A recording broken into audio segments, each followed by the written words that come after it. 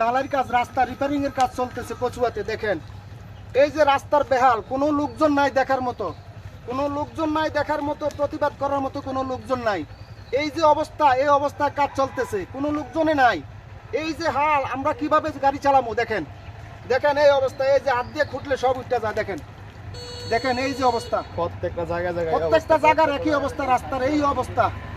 এই যে দেখেন এই যে সব উঠে, এই যে ব্রিজ ঢালাই দিচ্ছে। দেখেন দেখেন সবাই দেখেন, কচুয়াতে নাই, কোনো নেতা নাই, লোকজন নাই কচুয়াতে এখন দেখার মতো।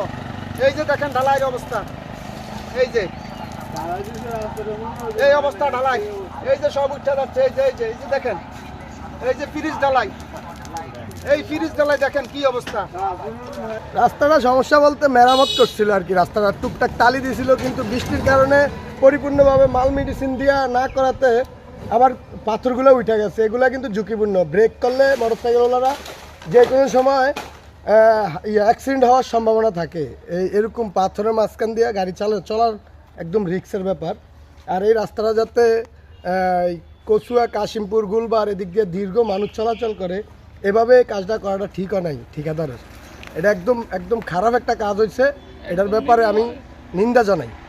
বেশি দিন হয় না, কয়েকদিন আগে ঢালাই দিছে, আজকে এই অবস্থা সব উঠে যেতেছে আর কি। ঢালাই 4-5 দিন হয় ঢালাই দিছে, এখন অনিয়মভাবে কাজ করেছে। আমরা ঝুঁকিপূর্ণভাবে গাড়ি চালাইতে পারতেছি না, আরও সামনে আরও ভবিষ্যতে আরও খারাপ হইব।